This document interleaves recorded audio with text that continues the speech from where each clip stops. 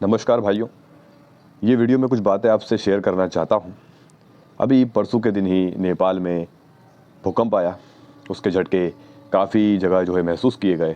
UP, Bihar वगैरह बहुत जगह ऐसी बताई गई। या एमपी में भी कुछ झटके महसूस किए गए हैं कई कई जगहों पर। तो कुछ बातें ऐसी शेयर करना चाह रहा हूँ मैं आपसे। आप सोचेंगे भाई आप ब्रह्मचर्य से किस कोई देखो, मेरे इस चैनल पर मैं अपनी बातें शेयर करना चाहता हूँ अपने भाइयों से, जो मुझे लगता है मुझे शेयर करना चाहिए। क्या इशारा है ये प्रकृति का, इस नेचर का। आप देखते हैं कि हर साल कुछ ऐसे बड़े टॉर्नेडो आते हैं, कोई तूफान आ रहा है। ये प्रकृति हमें कुछ संकेत देने की कोशिश कर रही है और ये कोई आम बात नहीं है। अगर अभी हम अपने घरों में सुरक्षित बैठे हैं, हमें शायद बहुत से भाइयों को ऐसा लगता होगा अरे अभी हम तो सुरक्षित बैठे हैं, लेकिन ये चिंताजनक विषय है मेरे भाई, चिंताजनक विषय है। आज नेपाल में भूकंप आया, 150-200 लोगों की मृत्यु हो गई।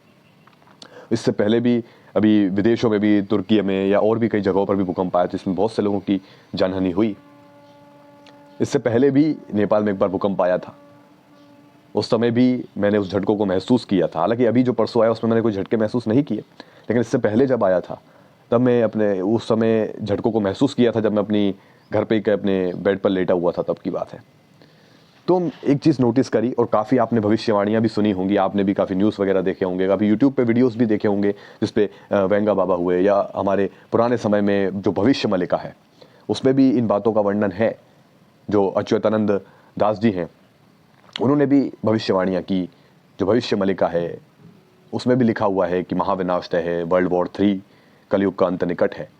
तो इस तरीके की बातें जो है, और लग भी रहा है भाइयों, क्योंकि एक लग रहा है कि यार अब कुछ प्रकृति हमें कुछ समझाने की कोशिश कर रही है कि सुधर जाओ, मेरी बात को समझ जाए, क्योंकि पाप बढ़ गया है। बहुत से लोग इसको मजाक में लेते हैं। वो सोचते हैं कि हम इस प्रकृति से ज़्यादा ताकतवर हैं, हमारी मशीनें उनसे मुकाबला कर पाएंगी। बहुत बड़ी गलतफहमी है। इशारा साफ साफ है, और हम युवाओं के लिए मेरे भाई खासकर अभी ये जो समय है बड़ा कीमती है।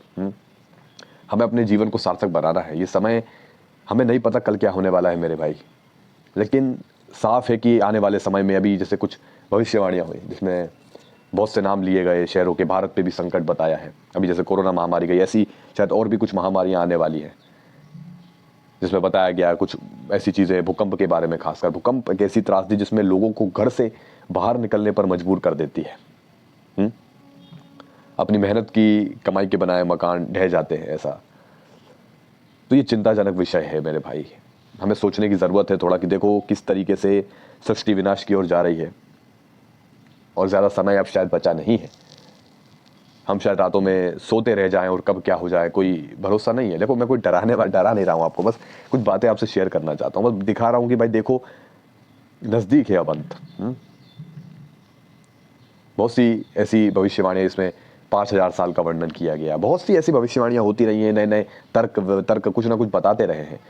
मैं इन सब पे खैर बातें नहीं कर रहा हूँ, मैं सिर्फ इशारे पे बात कर रहा हूँ कि नेचर हमें बता रही है कि अपनी औकात में रहो, छेड़छाड़ मत करो इस प्रकृति के साथ। इस जीवन में मतलब आप आए हो, अच्छे कर्म करो, मत इस नेचर के साथ छेड़छाड़ करो, क्योंकि वो दिखा रहा है कि तुम्हारी कोई औकात नहीं है।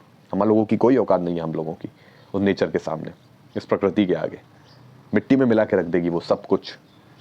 तो लगातार ये जो इशारे मिलना, भूकंप, त्रासदी और ये तूफान वगैरह, लगातार धरती हिलना, ये विनाश लीला जो आज चल रही है, महायुद्ध हो रहे हैं, वर्ल्ड वॉर 3 का इशारा हो रहा है, संकट में है भाई। इसलिए जितना जल्दी हो सके इस समय का सदुपयोग करके अपने जीवन को सार्थक बना लो मेरे भाई, है ना।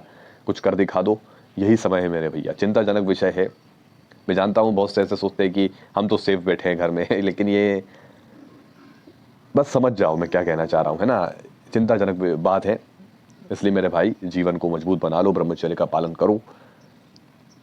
बाकी तो अब ऊपर वाले पर विश्वास है किसी के साथ, बाकी तो फिर ठीक है, जैसी करनी वैसी भरनी, जैसा बोया भाई वैसा तो पाएंगे ही, है ना। चलिए फिर मिलते हैं अगले वीडियो में, देखते हैं। और आज शाम मैं ऐसे लाइव आने की कोशिश करूँगा, 4 से 5 बजे के बीच में नोटिफिकेशन आप लोगों को मिल जाएगा। चलिए फिर मिलते हैं अगले वीडियो में।